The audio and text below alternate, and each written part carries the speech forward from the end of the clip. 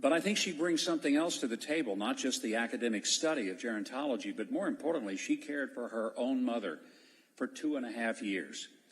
And Dr. McGuire, if you could express, when you went from the academic side, studying and teaching others about gerontology, and then taking care of your mother, what were the big challenges, and what kind of assistance did you find from the government when you were trying to be the caregiver to your own mom? Thank you. I appreciate being invited here. The challenges were not being able to navigate the system, not knowing how to navigate the system. Yes, I taught the class, but it's different. Your own family member. You can tell everybody else how to do this, make sure you give them resources here. But if you don't know it yourself, that's even more difficult. When you live that experience, living with my mom, and I'll tell you, it was very challenging. And I'll tell you a little bit about her history. What happened was that she was living alone in the Pocono Mountains, on a mountain, 100 miles away from family. She was a widow, trying to keep up her house. And according to the Department of Human Services, she was not able to get any assistance because she was not under the federal poverty level. Even though she was on a fixed income, getting Social Security, and she had an Advantage plan, which was also more money. She had one big asset, and that asset was her home. So she was asset rich and cash poor. All right? So it was difficult. She wanted to live there, and she wanted to die there, but it was more difficult. She had to make difficult decisions. Do I pay my taxes? Which she had to pay her taxes. She had to pay association fees. She had to pay utility bills with, what, $1,400 a month, maybe? She had to pay for food, maybe.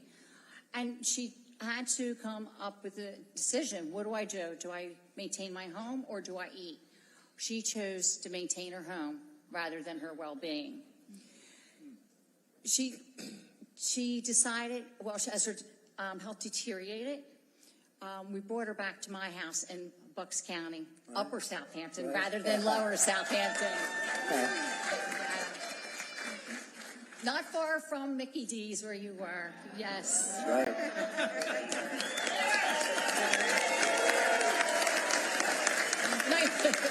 Nice job, by the way. Thank you. And that whole day was very well appreciated. Thank you. And so she was not really willing. If you get to a certain age, my mom was 83 years old, they don't want to leave their home. She wanted to stay in her home. She wanted to die in her home, but she was not safe anymore to be alone. And so we had to quickly find out and navigate the Medicare system. And so what we found for my mother, and maybe for other seniors, because remember she was asset rich and cash poor, that Medicare does not pay for adult care services, adult daycare services, hospice. She was in the hospital in April. If I wanted to switch her from this room to another room, $14,000 a month. Cash. Okay? All right? She came to us and she didn't have there was no respite care. That is not covered. Home care assistance is not covered, and you have to have basically 4 hours of service from these, agencies. So what happened was that I'm fortunate enough and very proud of my immediate family. We became the caretakers. We became the elder care supporters. My family supported her. It was challenging sometimes. It was a team effort. She was able to get to her doctor's visits, go to the dentist. Any money that she didn't have or couldn't pay, our family supported her. She had 3 meals a day. She had significantly lost a lot of weight. She was down to 100 pounds at 5'6". Well, she'll probably less than that as you shrink. But she gained 20 pounds with us. Gained 20 pounds, had to buy new clothing. Yep. Thank God that's for my son's cooking. But she wasn't allowed to leave the table until she finished everything. So that was, what goes around comes around, right? All her activities of daily living were supported by us. We took her everywhere she needed to go. She was my best bud. She went with me door knocking. Yeah, she did. I had Very signs. nice, That, yeah. isn't it? I knew I liked her. 83 years old, door knocking. Sometimes Very I'd nice, leave her thanks, in the yeah. car and I forgot that she was there. I was too busy talking. But she was with me, wasn't she? But the most important thing, because, okay, Medicare, we had a difficult time. She had her family, and that is who her support was. And unfortunately, it took 2.5 years for being assigned a case manager to help us. Did that work? After 6 weeks of being into a facility, she had passed away. And at lower than, probably about 100 pounds. But you know what? It's difficult to navigate this system. And it's difficult when you need help and assistance because there's no one there to help you. And I'm very proud of my family for that. So asset rich and cash poor. What did they do with the house? What happened with the house? Oh my gosh. Well, I was showing somebody pictures earlier. See, I'm in the real estate business, so it's always interesting. Yeah. My mom, she lived in the Poconos, and what happened was I was there one day visiting my son in New York, and I came home. I noticed mold. There was black mold all over, and she was hiding it. So we had to take the whole roof off. You could look into the house, sheetrock off, everything off during the winter. And so her utility bills were $1,000 a month. So what did I say? She ended up with $1,400 maybe to $1,200, $1,000 for her utilities. What did she have left to pay for the rest of her bills?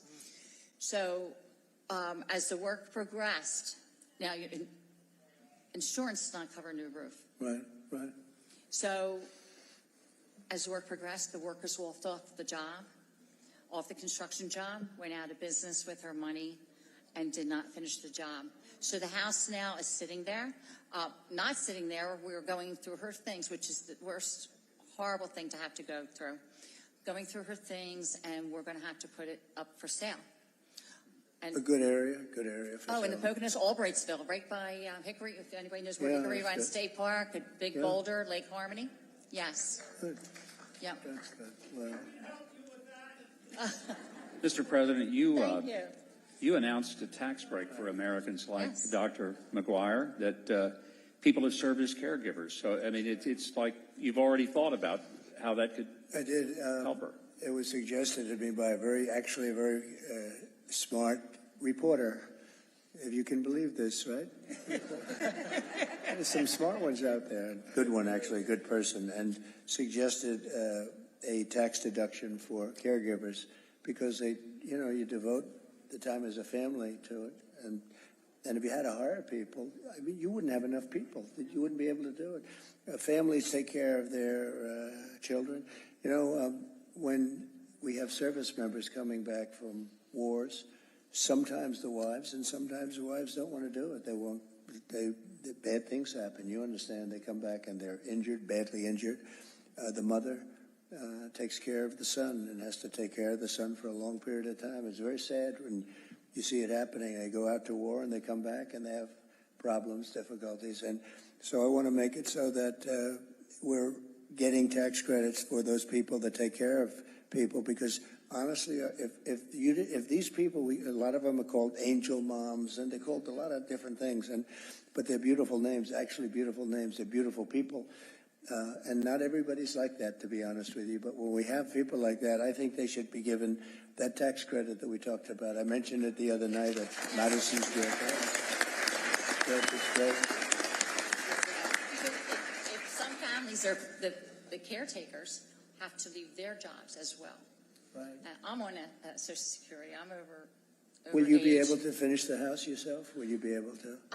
My husband, who's behind me, and my children will probably finish the work, and we're trying to. Well, if you need a little extra, am I allowed to do this? I will, because I'm not in office now, so I could do it. But you'll come to me a little bit, okay? You'll call up Mike Wilson.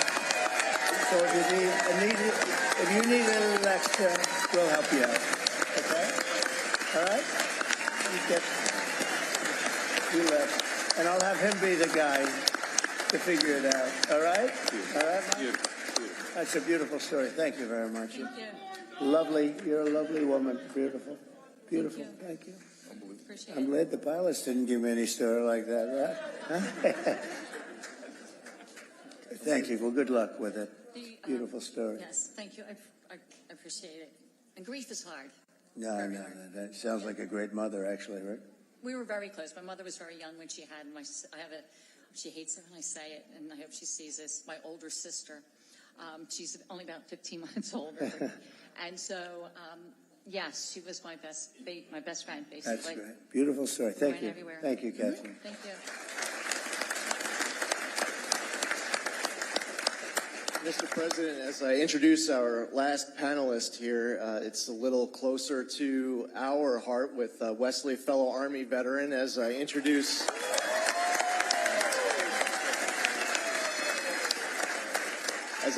a fellow 82nd Airborne Division veteran, Ted Murphy.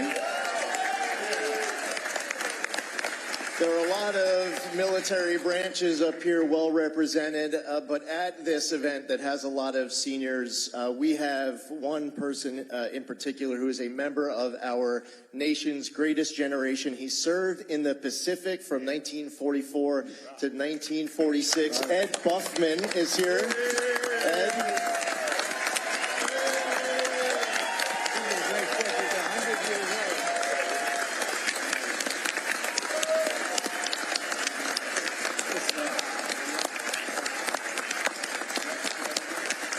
He was great. Thank you, Ed. I saw Ed backstage, by the way. He looks like he's like 60. Ed is crazy. He's got the best skin. I said, what do you do with your skin? It's so beautiful. Look at you. He's got good hair. He's got the whole package. Am I allowed to say your age? Am I allowed to say that? No. You'd be shocked. It's great to be with you. You are a character, too. He's got his beautiful wife. But you are really something. Thank you very much. Thank you.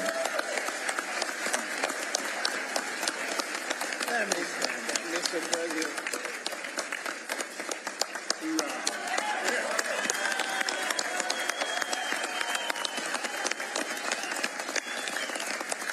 Thank you. Great guy. Mr. President, it was an honor to be with you in Normandy for the 75th anniversary of D-Day, and I remember sitting filled with World War II veterans, and they were all hollering after you, trying to get your attention. The amount of love with all of these veterans there at that moment. I've had the opportunity. I signed up in the military when President Clinton was in office, serving with different commanders-in-chief. There has never been a commander-in-chief who has had the back of our military service members like President Trump.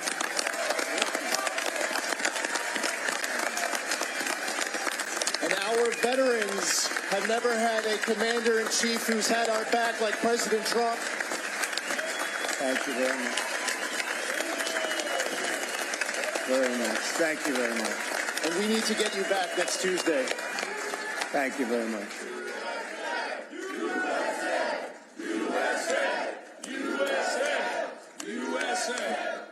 Thank you very much.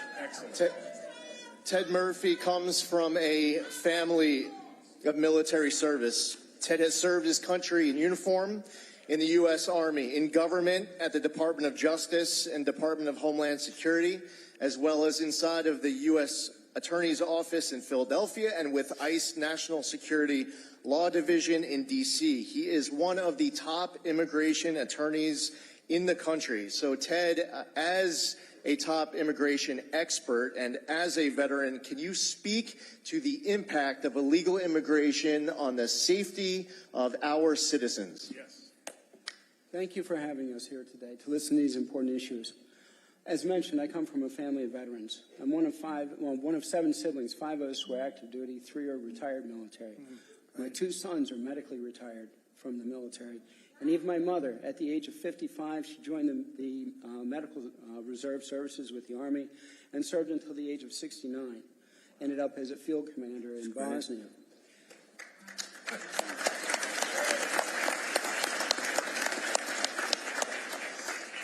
Included in that group are 4 paratroopers and 2 combat medics And those are just the guys. The tough ones are my mother and my sister. So, veterans, it's taking 5 months now to process our medical claims. It's taking a long time. Claims that shouldn't take that long. Veterans desperately need care when they apply for those services. But at the same time, VA staff are being used to process medical claims for those thousands of individuals come across the border illegally who are detained by immigration along the southern border, taking time that should be devoted to processing veterans' medical claims. In the past 2 years, nearly 1.5 million illegal immigrants who were paroled into the United States are eligible immediately for taxpayer-funded housing through HUD, other public benefits to include SSI, Medicaid, CHIP, the Affordable Care Act subsidies, while at the same time, low-income and homeless veterans seeking benefits through the VA and HUD are often denied by those programs or moved out of those facilities to make room for immigrants. It's not even possible. That's what they're doing. It's not even possible to believe, actually.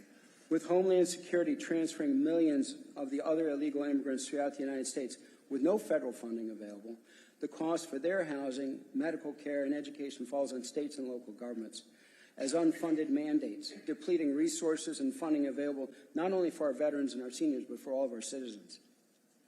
As a former federal immigration prosecutor and private attorney, I know that many of those entering illegally include persons involved in drug cartels, gangs, sex trafficking, human trafficking, and much more.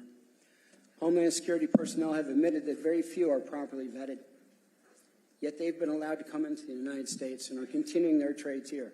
That puts all of us at risk. So, Mr. President, after you win your re-election, how fast can we address these issues? Well, we'll do it immediately. So I think I mentioned before that we have the highest rating of anybody in maybe ever at the VA. We did a lot of things. We also did something where we were allowed to get rid of civil servants that were really bad people that were, and I love civil servants, but this was a group of civil servants, a certain percentage, turned out to be 9,000 people. We got rid of this. These were people that treated the vets unbelievably. I mean, these are sick people.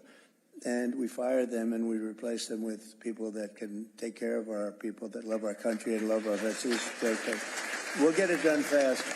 You mentioned the word parole. That's a word they use now. They bring people in and they just say, you're paroled.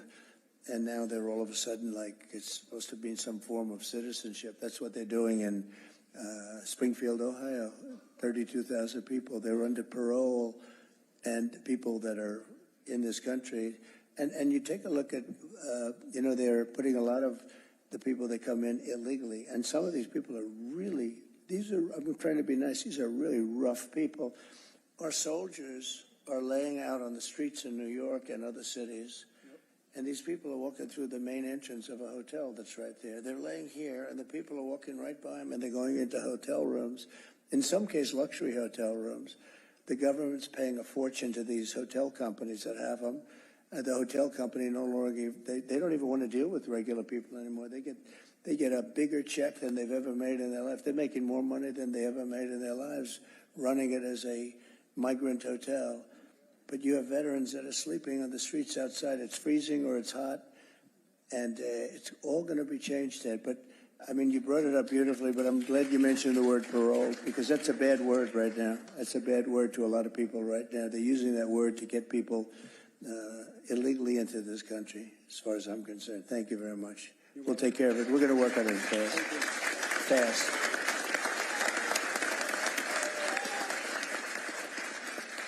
President, thank you so much for being here. Thank you for being willing to put yourself out there for us. You could have had such an easier life if you weren't doing this for us. You sacrificed so much. God bless you. Any final thoughts, Mr. President? Well, thank you. Now, first of all, you are a fantastic young guy, and he's a great lawyer, great everything, and a very successful congressman, and he's a friend of ours, and he's really been great, Mike. I know how you feel about him, but I appreciate it. And Wesley, likewise. You didn't get a chance to speak as much. I was going to say, let's let him speak for about a half an hour because he's a very impressive guy, but he doesn't need to do that. Just to say that we're going to take care of things. We're going to do things. And, you know, you are right. I didn't need this. I could have been on the most beautiful beaches in the world. I could have had a wonderful life like some other people. I would have had the great, but you know, if I had it to do again, a lot of people say if you had it to do again, and Joe was nice enough to mention it was, I mean, they've been brutal, these people. They are horrible people. A lot of them are just absolutely horrible people that do not love our country. But if I had it to do again, would I rather be on the beach with the water, that beautiful salt water hitting me in the face, my white skin getting all nice and tan? Or would I rather be here with you in Pennsylvania, making sure that people aren't going to cheat on the vote? And I will take you and Pennsylvania every single day. I will do it. No. And the reason is, Joe, and the reason is Lee and Wesley and Mike, and it's so great that we're all together because we've all been friends for a long time. But the reason is that we're going to make America great again. We're going to do something that nobody, you know, a lot of people were worried about our country. This country is in very bad shape. We're a failing nation. We really are. We're a nation in decline, as some people would say.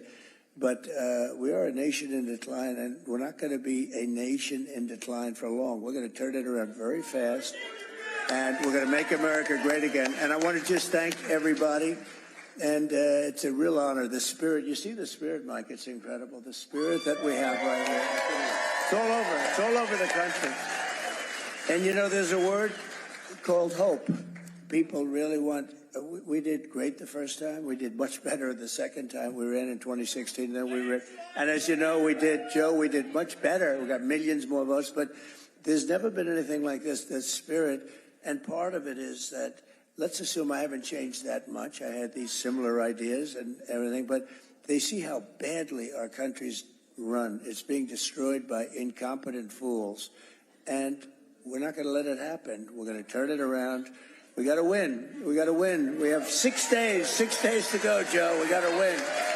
So, and thank you very much. A great honor to be with you. Thank you. Thank you very much, everyone.